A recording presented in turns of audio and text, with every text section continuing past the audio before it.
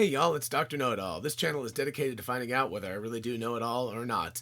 Make sure you like and subscribe, and for sure make sure you ask questions in the comments or at my email address, which is either in the description or at the end of the video. Without further ado, let's find out what the question of the day is. Drum roll, please.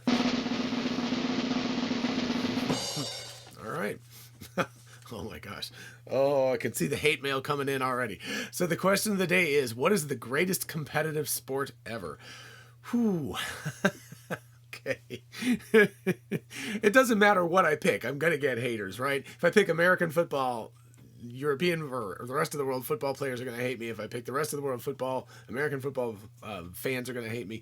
So I actually have an answer, and it's probably going to piss off everybody. I will kind of give you a preview. I feel like the Romans kind of had the right idea. Okay, so let me think about this.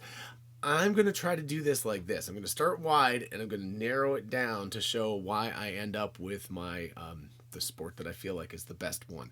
Okay, the first thing is we need to define what a sport is and what it is not, because otherwise it can't be one of those things. And then I think we need to talk about more specifically within that realm what's the greatest sport. Okay, so the first thing is, what is a sport? And as it turns out, I've thought about this stuff before. A sport needs to have two factors. It needs to have physical skill, and it needs to have physical endurance or stamina or something like that. And I put that second factor in because I do not count things like, certainly I don't count like poker and stuff, because that doesn't really have either. But something like darts or pool, possibly even bowling, although that's going to get people pissed off. But I don't count like pool or darts as a sport. They're a really fun game, and believe me, I love playing them, but they don't involve endurance, so I don't consider those to be a sport. So something that is a sport, obviously, I'm going to go back and forth between calling this football and soccer. I like to call it football. I mean soccer to the American people. I mean football to everybody else.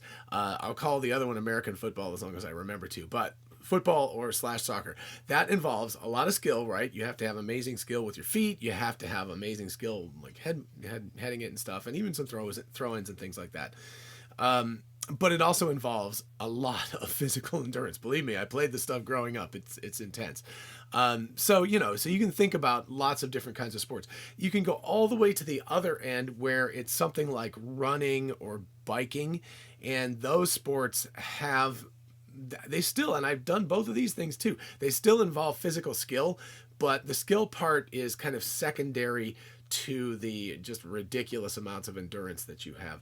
So that's the other half of it, but they still do involve skill. Believe like biking in a Peloton is no joke. Like you will crash if you don't know what the hell you're doing. And of course, just bike handling and the skill of literally staying on a bike and not falling off.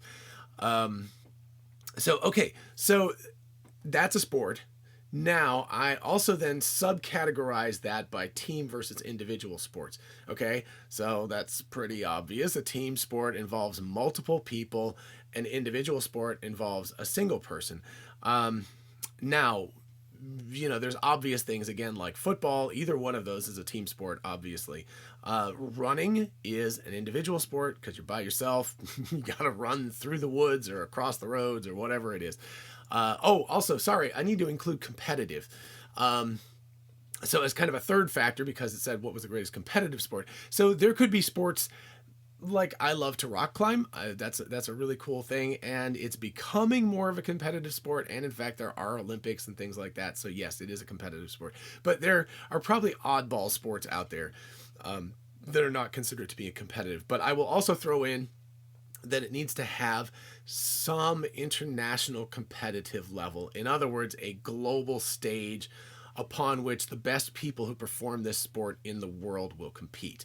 Okay, so otherwise it's not at least competitive on the highest level, so it can't be the greatest. So we have team sports, then we have individual sports. Running would be an obvious individual sport.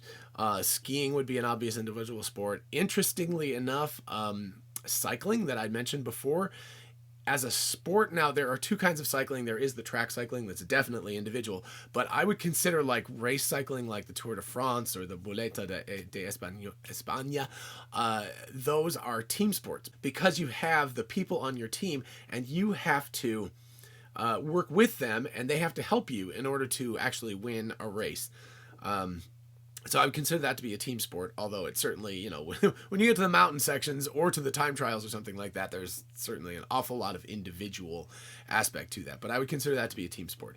Okay, so which one is the better one of those two? I'm going to, this is where I'm going to really start to piss people off.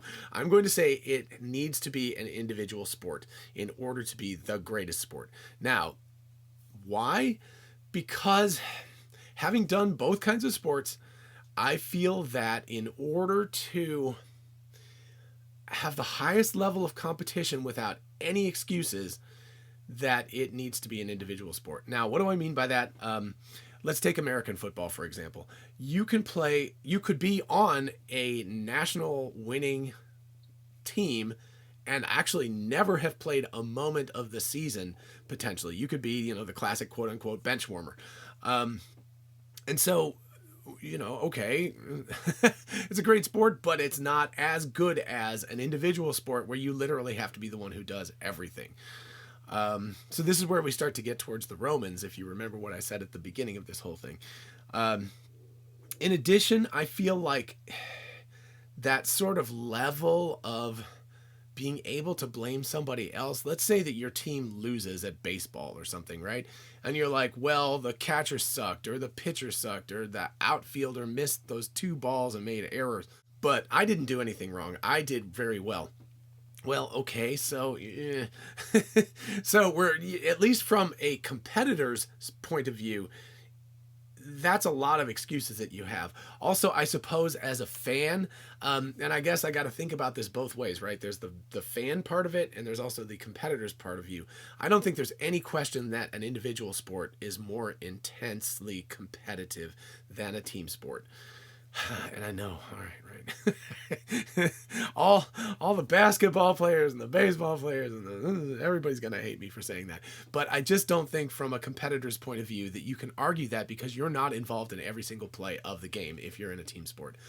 From a spectator's point of view, I think it's also really important.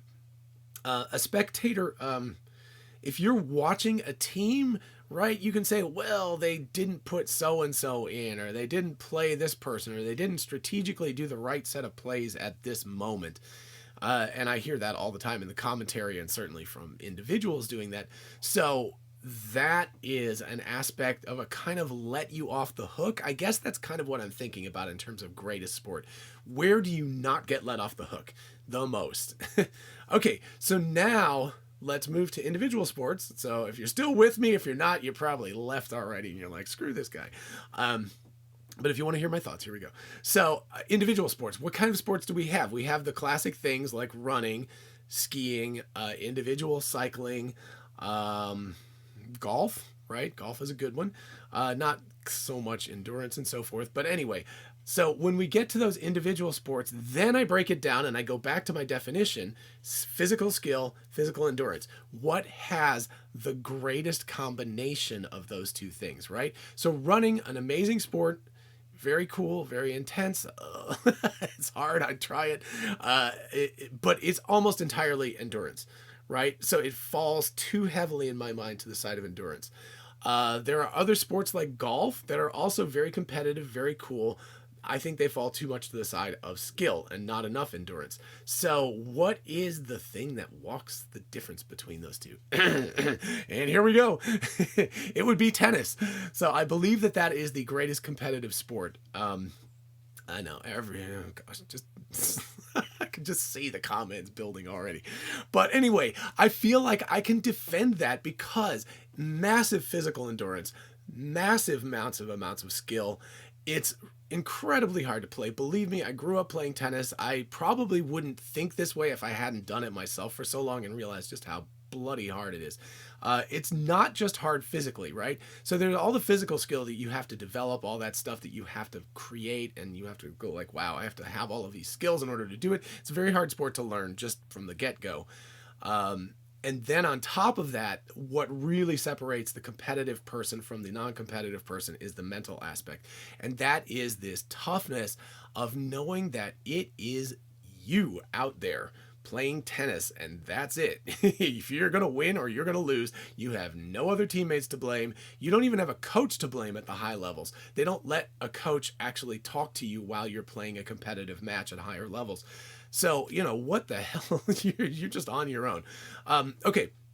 So there are team versions of tennis. There is certainly collegiate tennis, where there are usually 7 matches on. So 4 singles, 3 doubles, if I'm remembering right, or is it 3 singles and 2 doubles? Anyway, there's multiple people and you add up the scores. So yeah, that becomes partially that. And certainly doubles is not so much an individual sport. So I'm going to narrow this down to just individual singles tennis by itself, not all the teams and all those other kinds of things. So just that. So if you think of like Wimbledon, or you think of the US Open, or the French Open, or the Australian Open, those are the 4 biggies around the world. It also has the international main stage thing that is required, in my mind, to be a great competitive sport. For a fan, why would you care about tennis more than another sport? Well, for the same reason. This is why it's gladiatorial, right? It's Roman. The Romans figured out that having a giant circus, right, having a big arena and putting somebody in there, or putting 2 gladiators in there to fight against each other, is a kind of a blood sport, and it's pretty intense. And actually, if you look at something like the US Open Stadium, or any of them really, they look just like those Roman arenas, right? It's the same thing. It's all this big like sides that go down, and then there's this little tiny space in the middle, and that's where you have your competitors fight. Now, it's certainly much more modern than like gladiators, because you don't die if you lose, thank goodness. So you get to come back another day, but it's extremely gladiatorial. It's just 2 people mano a mano, just going after each other. And you get to watch, as a fan, you get to watch these intense changeovers of the mental and physical aspects, and how you just see the tiniest differences, and sometimes like a ball being called in or out, or just the tiniest little will change the entire dynamic of the game. The emotions are so raw and so on edge, and it's just amazing to watch that. I'll try to find maybe a few videos of some famous matches and just throw them, links to them in the description. And if you watch them without, if you really want to get a sense of this, watch them A, without knowing who won the match, and B, don't fast forward, right? Watch the whole thing. So they take a long time, and you'll start to go like, wow. Here is another minor aspect, but like a little tweak of this, is that I really feel like the better competitive sports don't have timers. If you think about football, soccer, or American football, either one, if let's say you're up like 4-0 in soccer, and there's a timer, right? You get down to like 5 minutes and you're like, woo, we won, right? 4-0, nothing. With something like baseball or like tennis or something, you could be down, 1 set to love, 5 love, 40 love, and you could come back and win, conceivably. It doesn't happen often, but it can happen.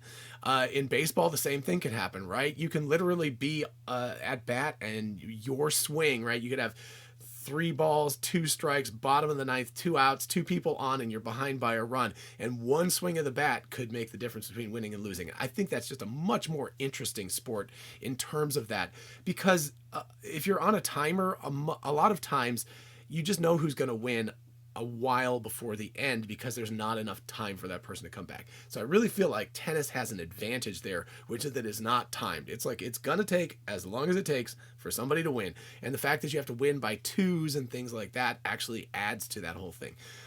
It also makes these games very long, and there's some education involved in learning how to watch these matches. But anyway, if you are interested, well, number one, this is 2020. This is early 2020. The next one that's going to come up, major thing, will be the French Open in April or May. It's coming up soon in any case. So watch that. But at all times, there's like major competitions coming up within the next couple months. And if you have the tennis channel, you can watch, there's lots of smaller ones that are going on continuously.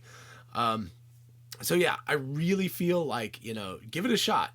See what you think if you actually watch one of these matches and get into it and think to yourself, wow, that's just one person who has to mentally hang with it for long enough to be able to beat that other person who is also trying exactly the same thing. And that is hard stuff. Oh, and if you're playing a tournament, oh, you won, yay. And now tomorrow or the next day you get to play again. And that person's better because they won the round before. And then the next round, both of you have won, 2 matches. So it gets immensely difficult to win these things. So very cool sport. Okay, I hope you enjoyed that episode. I'm looking forward to all the vitriol in the comments.